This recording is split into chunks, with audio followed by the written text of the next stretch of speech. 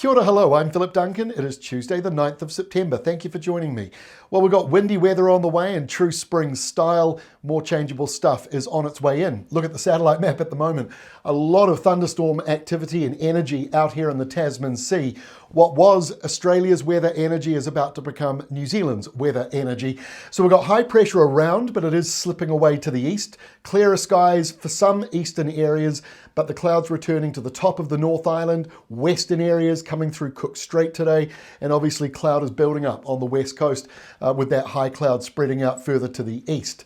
Let's have a look here at the situation tonight. You can see how windy it is becoming. Windiest weather through Cook Strait, the usual sort of wind tunnel, and also down around Stewart Island and Fiordland. It's also getting a little bit breezy up at the top of the country. Mild northwesterly winds coming from the north, not overly cold for you. High pressure is still out to the east around the Chatham Islands, where this deep low is also developing, but that is all moving eastwards. All that energy coming out of Australia.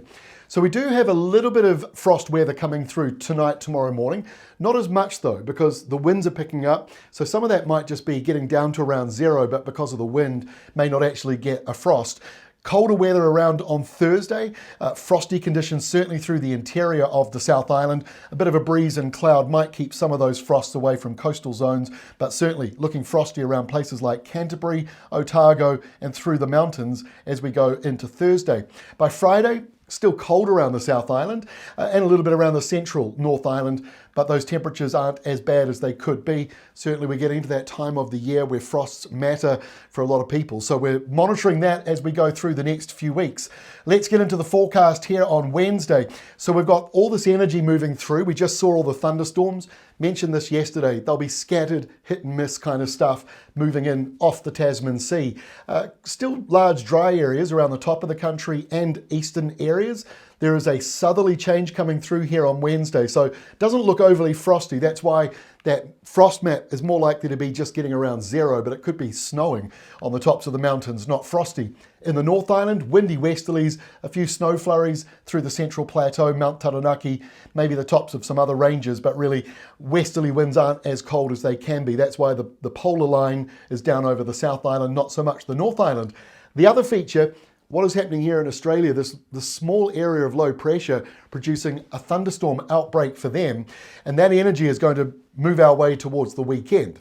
So windy weather, let's get back to that. Here is that surge coming in this evening. So the areas in purple, that's where you get up to power cut material. That's where branches can break, power lines can break. Now, not saying that's in for everybody, but just as those showers come in, the purple shaded areas you see gusting over 90 or 100 kilometres an hour, most likely to be with those downpours. And then you've got also those strong wind gusts along the tops of all of the eastern ranges of the North Island this evening. But by Thursday lunchtime, the winds are easing.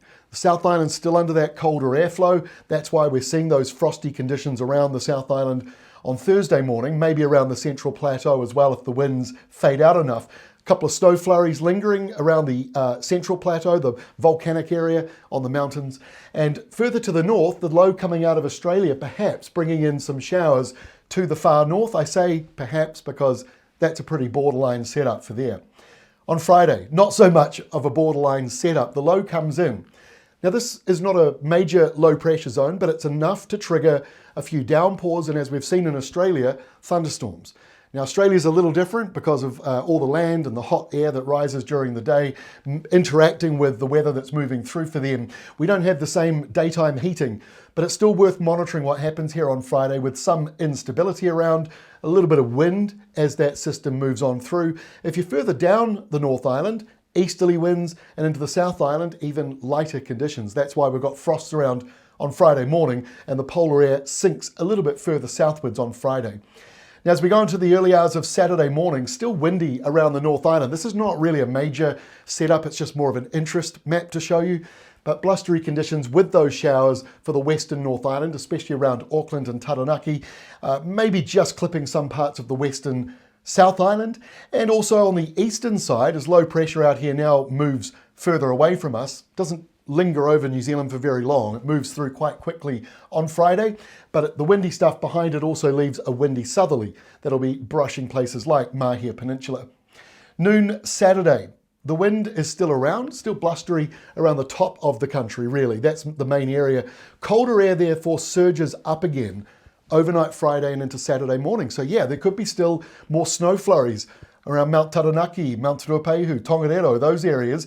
In the South Island, cold as well. Wintry conditions for you on the west coast and down around Southland. When I say wintry, you know, it still feels like you're in winter. You've got a few snow flurries on the mountains, things like that. It's not a majorly severe weather day on any sort of level. It's just colder with showers around and a bit windy at the top of New Zealand. Also a bit cold along the eastern side of the North Island with a few showers. Going into Sunday morning, now the energy is south of New Zealand. Decent blast of wind there. Most of it is south of us, but you're talking about 130 or 140 kilometre an hour winds south of Stewart Island. Brushing Stewart Island and Fovo Strait and Southland, wind gusts of 80 to 100 kilometres per hour.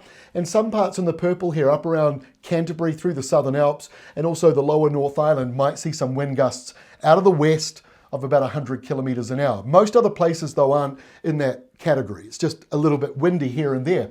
Going into Sunday, still windy, southwesterlies blowing through across most of the country. They might be a bit more westerly driven in some parts of the South Island. So that means the west coast of New Zealand has showers, as does Southland and Stewart Island. Most other places, though, are dry with sunniest weather along the eastern side of the nation.